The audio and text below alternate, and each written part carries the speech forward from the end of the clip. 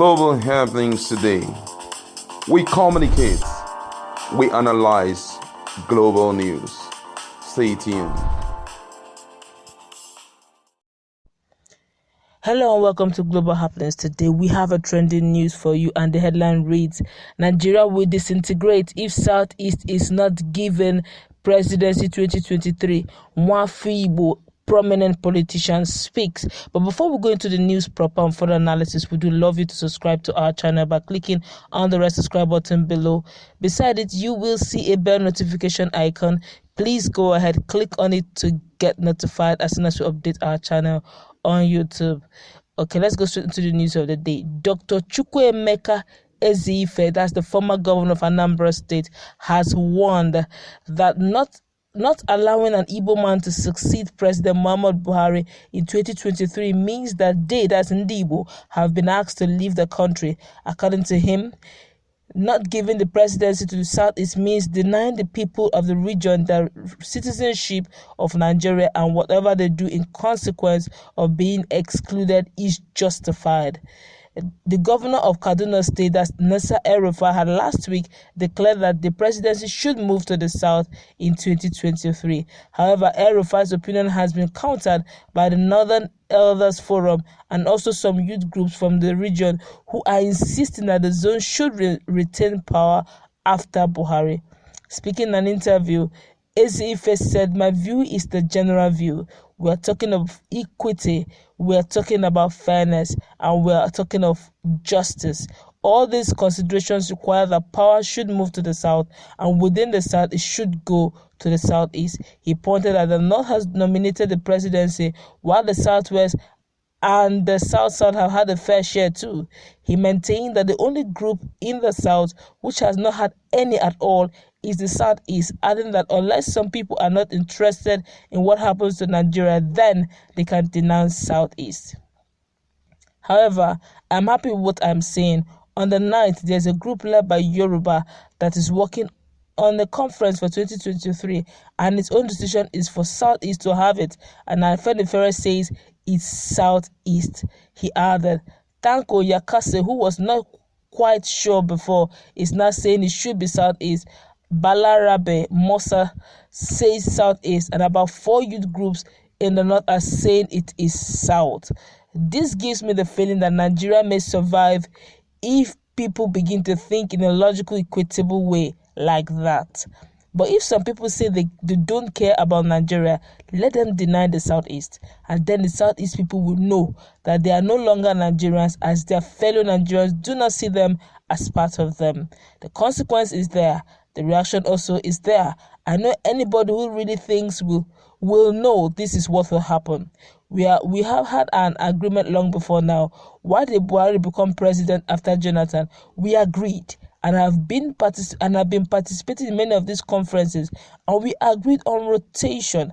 I was chairman of not the presidential rotation, but rotation of other offices, and we agreed on rotation of the office of the governor by senatorial zones. So this is not a new thing. We agreed on it. I'm told that some people thought that since after the Civil War, there was an agreement to exclude our people from government. You can't do that and hope to have the same people in the same country. If they are talking of any agreement at all to exclude Igbo from presidency, you are excluding them from citizenship, and whatever they do in consequences of being excluded is justified. All right, that's what Ezeife, the former governor of Anambra State, is saying concerning this issue. All right, that's the news, but let's just look at one or two other issues. But here, also another prominent son of the soil, I'm talking about Mr. Oseloka Obazi, is the chieftain of the PDP. I'm talking about People Democratic Party, and the party governorship candidate in 2017. He also served as the secretary to the state government SSG under former governor Peter Obi, and the incumbent governor chief Willie Obiano also believes that this issue of Presidency 2023 should be ceded to the Southeasterners. I'm talking about the core Igbo proper. But judging from feelers that I'm seeing here, let me digress a little.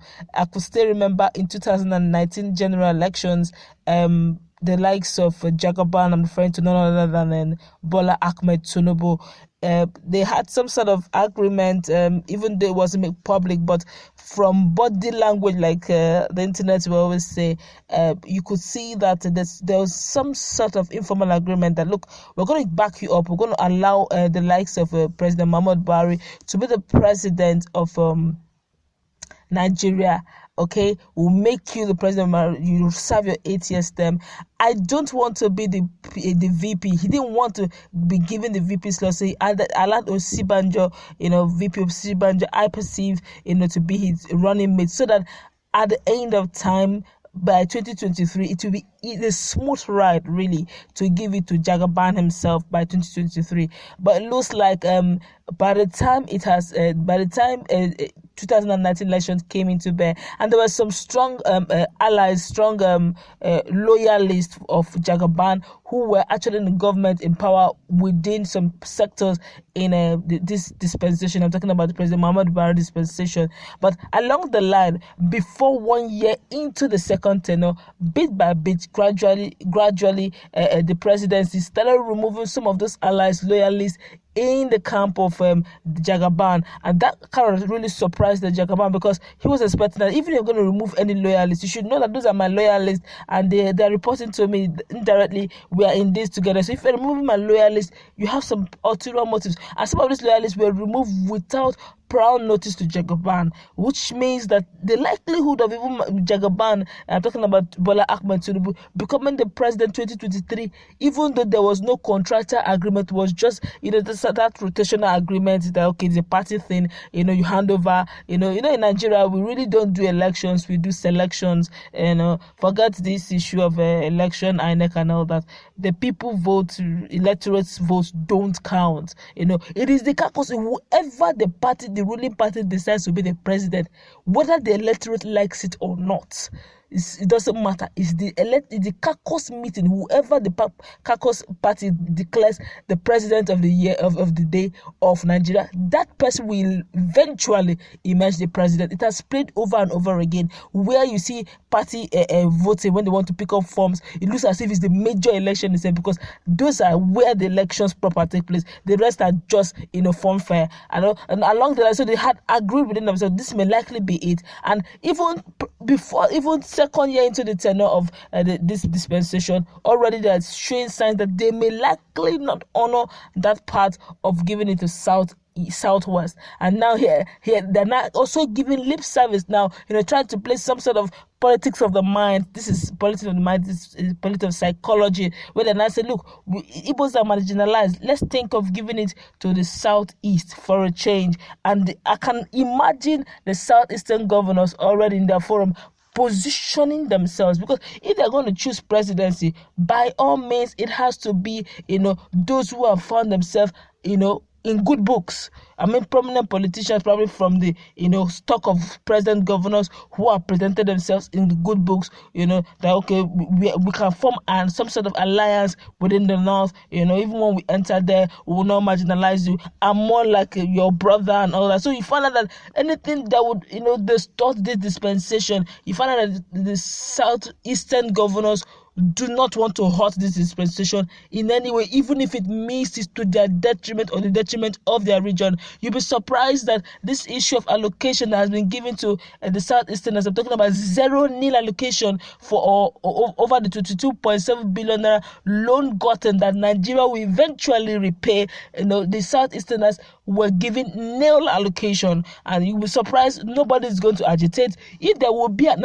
agitation at all, it may likely come from the people and not the governors. By right, the governors, the prominent politicians, the prominent ministers should be the one to react and say something about, because they are the representative of the people. But you'll be surprised they will play mum. They will not say a word. It's going to be the people that will be shouting, and that has been the case, and you begin to see these things happening over and over again. You begin to wonder, why are you still thinking of Presidency 2023? 2023 is too far. Play your politics the way it ought to be played. What do I mean? 2023 is way too far. Why don't you First of all, put your house in order. There's so many things to be done in the Southeast. As we speak, Southeast have not even, produced their own regional outfit, and we're still looking at the fact that 2023 is far away, and you are dancing to the gallery. Your people that needs you, they need you to secure their lives and property, dancing to the gallery. You can imagine a national loan, Nigerian loan, meant for development of the whole of Nigeria. A particular lump sum of a region has been neglected. Nobody's talking. It is normal. Does it mean that particular region is perfect? It does not need infrastructural development. Yes, it does, but it was deliberately ignored. Some say, why are they succeeding? These are the reasons. Even if sometimes it's always best to put yourself in those people's shoes to understand the pains. How can you call me your brother, and yet when you eat the best of soup, you give me spoiled food? And you say I'm your brother. No.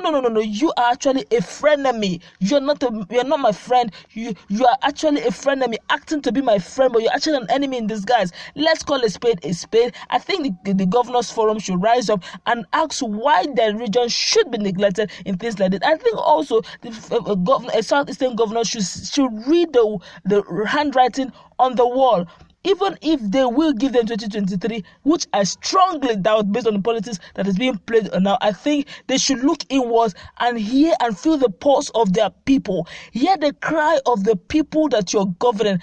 And look, call a stakeholders meeting, hear their views. You could pick one or two things from there and work together in synergy, work together in harmony, and see how you can move your region forward regardless of what is going on. You don't need to go against the constitution of the law, but ensure that your region is not neglected and look beyond Presidency 2023. There are better options, there are bigger options. But that's my take on this. What do you think about this whole issue of Ezeife thinking 2023 presidency is the answer? Only then would they think of Biafra secession. I feel it's double-edged. You don't pursue two things at the same time, because you will lose them. You have to focus on one and focus on it fully. But if you begin to pursue 2023 before secession, I'm afraid you may lose the two, based on the level of genocidal movement being done now by Fulani herdsmen. But that's my take on this. What do you think? Let's go to our comment section. Let's interact. What do you think about Ezeife's option of, first of all, considering Presidency 2023?